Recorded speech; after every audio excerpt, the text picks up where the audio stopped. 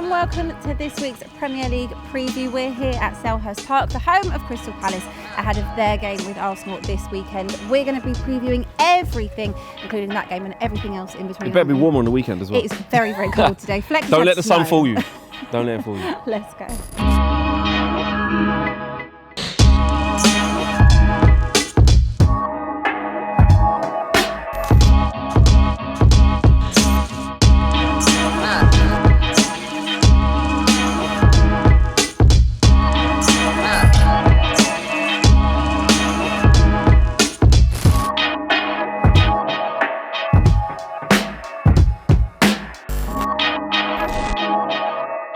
First game of the weekend, Liverpool taking on Watford. Liverpool have won 12 of their last 13 home league games against Watford, the only exception being in 1999. How do you see this one going?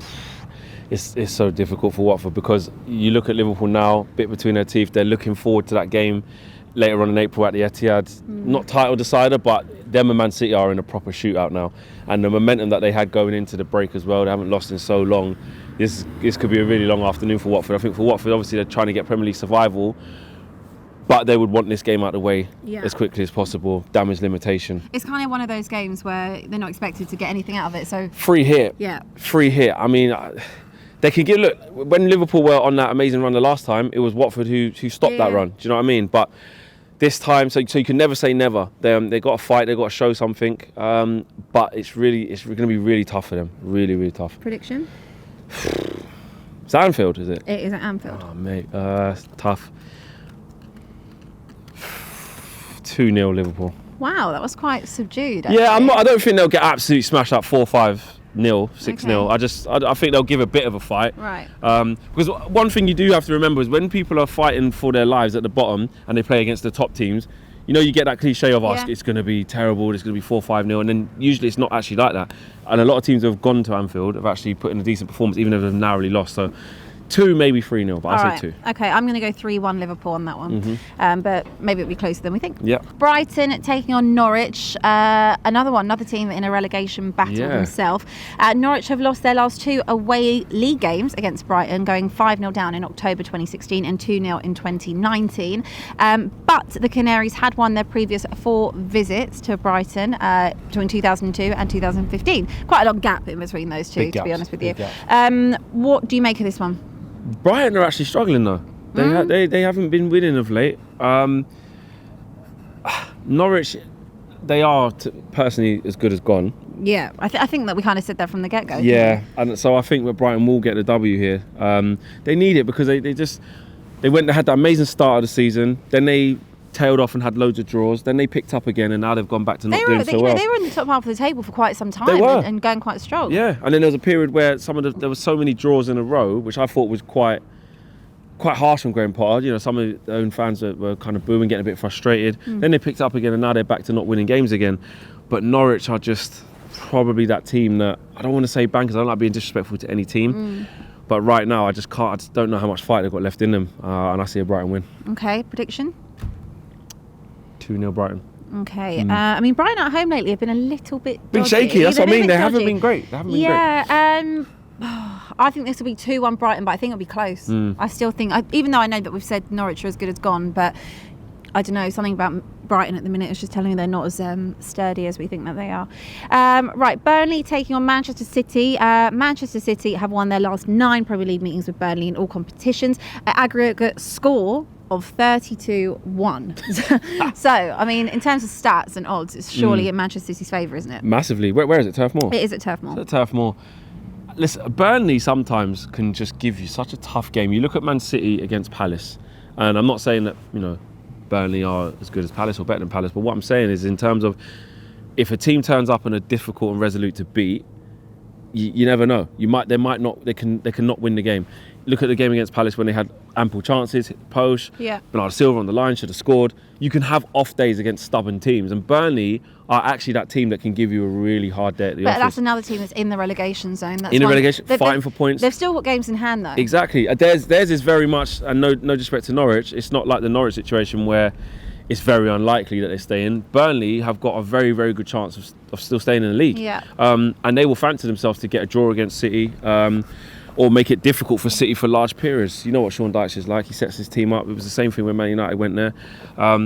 We found it incredibly tough after a good first half. So, having said all that, though, I do expect City to just nick it. I feel like they're going to come into this after in the international break and say, you know what, we need to get going. Like Liverpool are on our tails now. We can't afford any more slip up. So I think we'll see that ruthless Man City back. I'm going to say 2-0. Okay,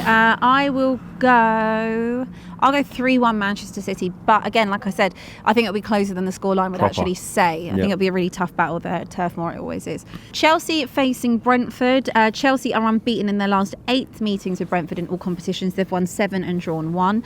The last time they actually lost was in 1939. Jesus. Quite a long time ago. That's mad. Yeah, everything going on with Chelsea though off the pitch. Do you think that's started to affect them before the international break or not too much? No, I don't. I think the quality's there and Tuchel's still there. That's the main thing, and he's made it very clear that he's not going anywhere. Yeah. Yes, they're going to go. It might affect their summer plans slightly, but once the sale of the club gets over the line, I think Chelsea will be fine.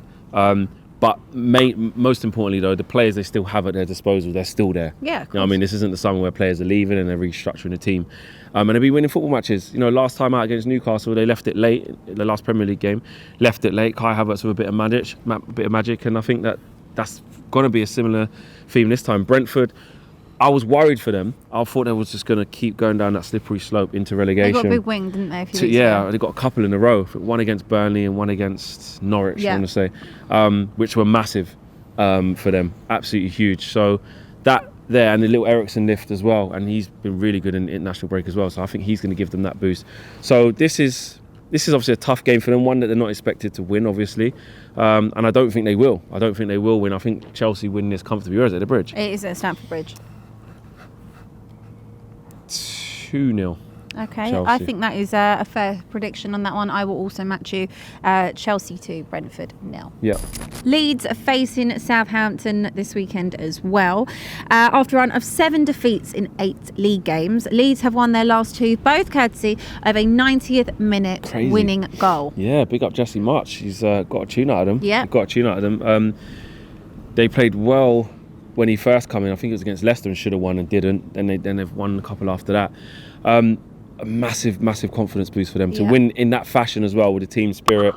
Obviously, they're still conceding goals, so that's not great, but he's definitely got a tune out of them. It was big wins against Norwich last minute and a big win against Wolves in the last minute. Southampton needs to pick themselves up quite quickly after a poor performance against Watford. Watford were really good against them, especially in the first half. They forced mistakes, they were on them. 2 good finishes from Watford to take the win there. So Southampton is a weird They're very team. You can't really predict what they're going to do. Sometimes Hasenhüttl has them set up really well, really organised, on the front foot, difficult to break down, and they can go away to teams and give a good account of themselves.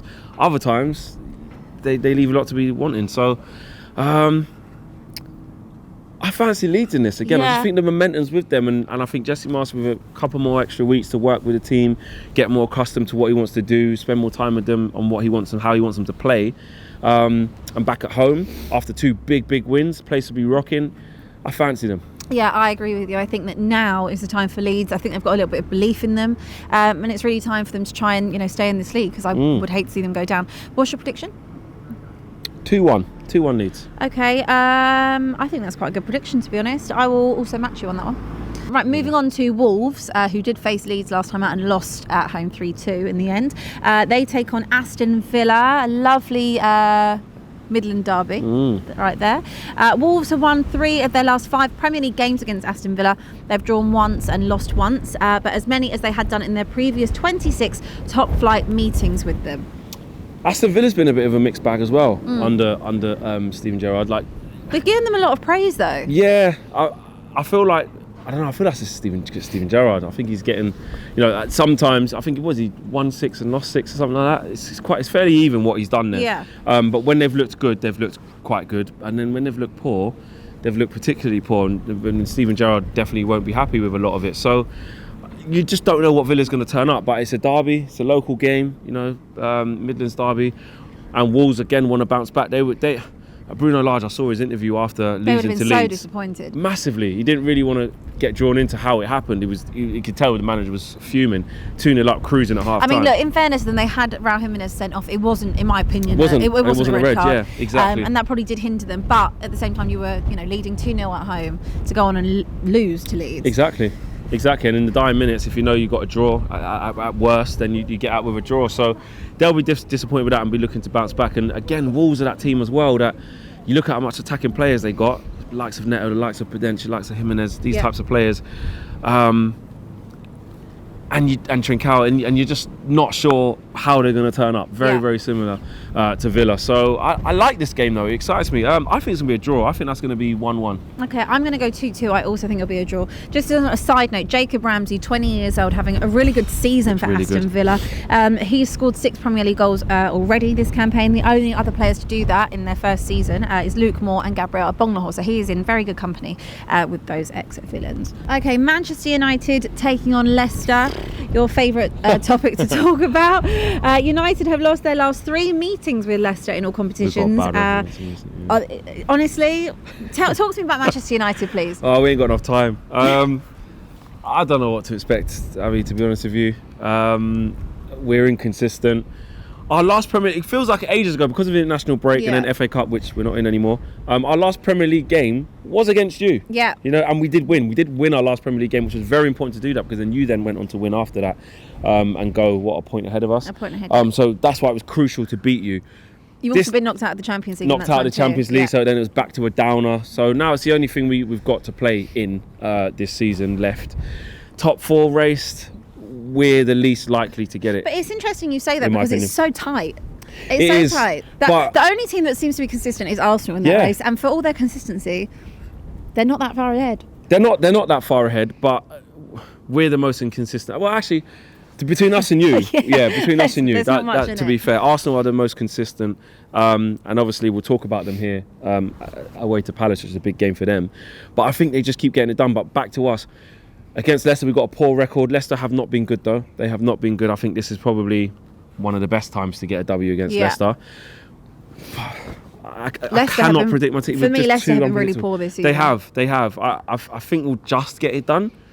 But I can also envisage a draw as well. You know, we're coming back off, like I said, the disappointment of getting out of the Champions League and out of international break. So...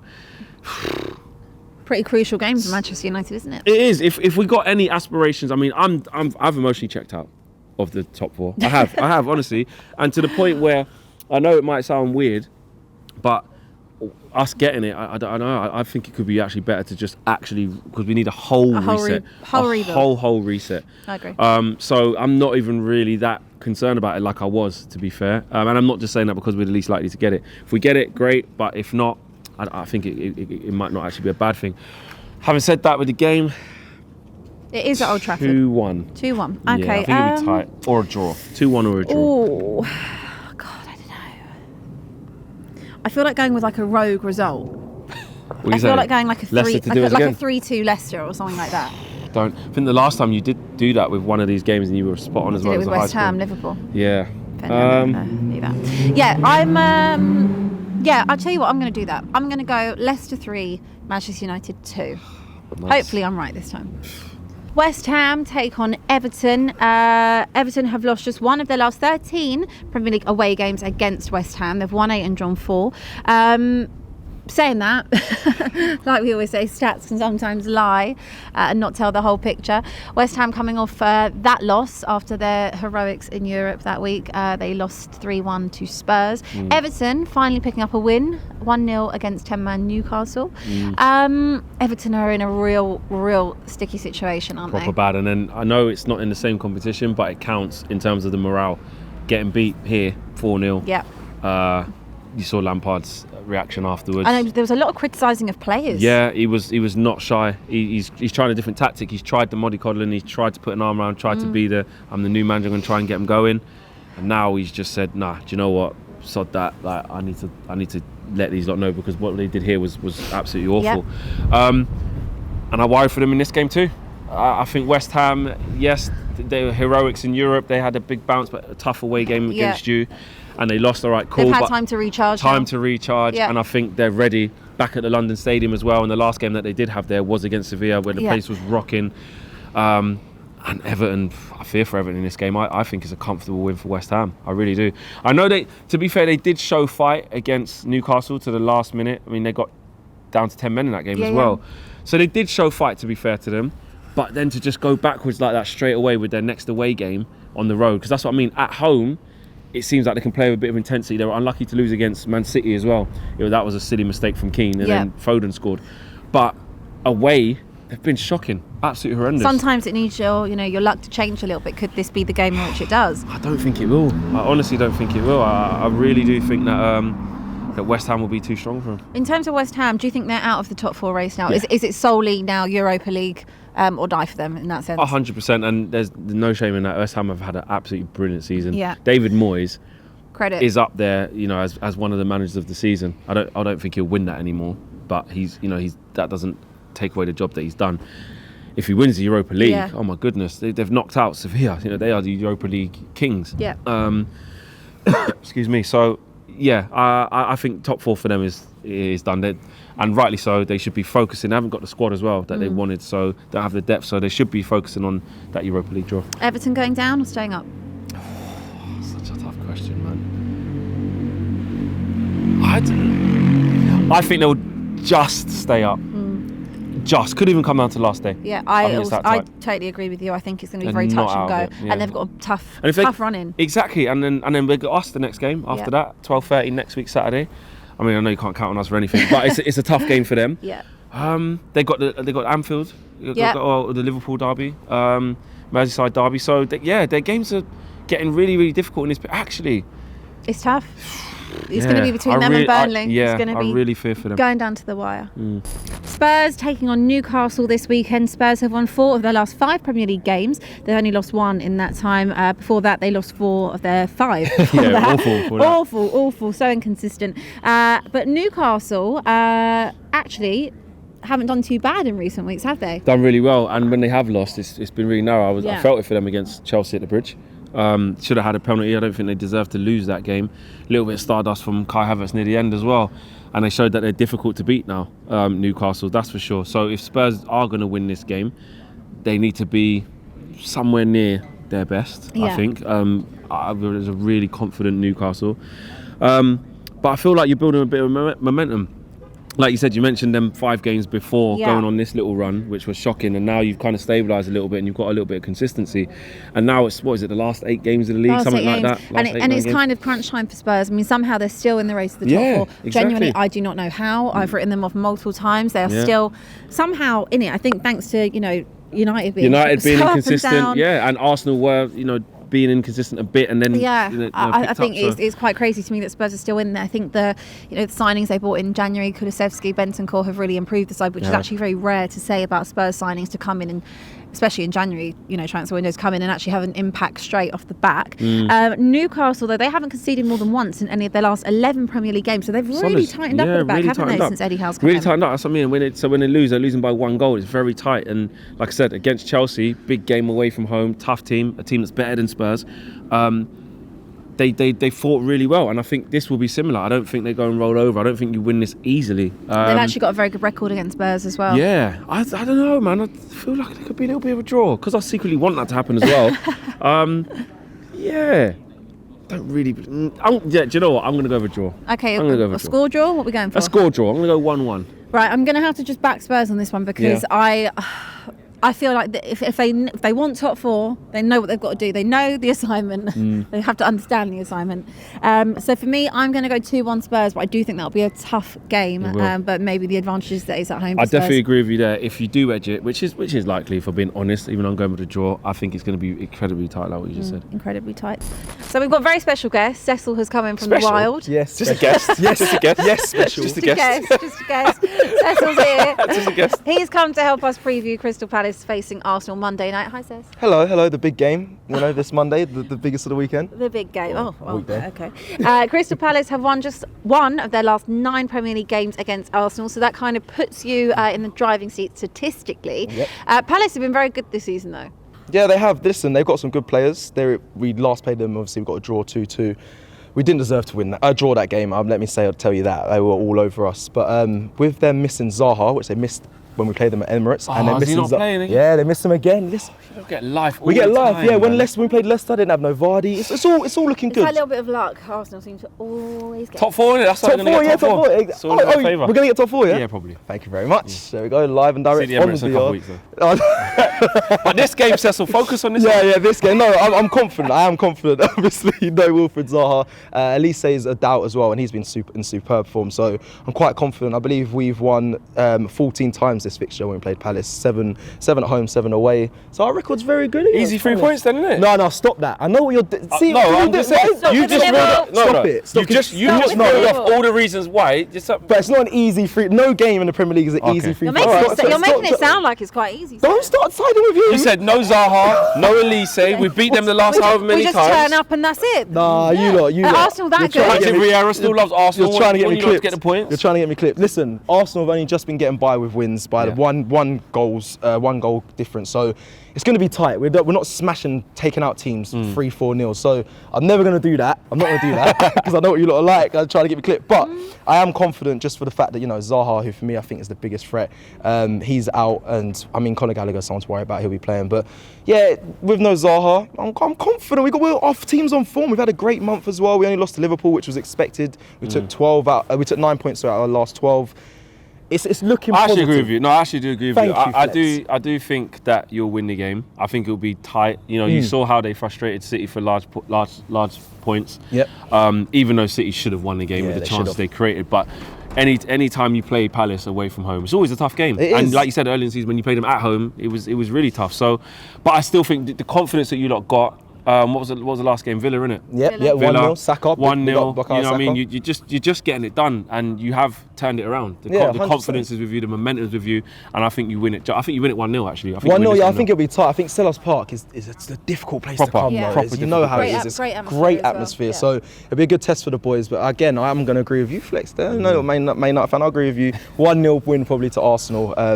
And we get that top 4 spot. I think that you're counting your chickens a little bit too early. Also got that North London derby coming up as well. That will be the decider in my opinion. What are they doing with that though? What's going on? It's going to be towards the end of May. It's going to be towards the end of May. I believe it's going to be a very, very big title decider. However, I, of course, cannot back Arsenal whatsoever. So I'm going to back... I can't. I'm going to go... And I've got confidence in it. I feel Palace could do something here. I'm not going to say it's a win, but I could go with a draw. And I could maybe go a 1-1 draw. I'm not angry at that. I'm not angry at that. So you are actually doing that?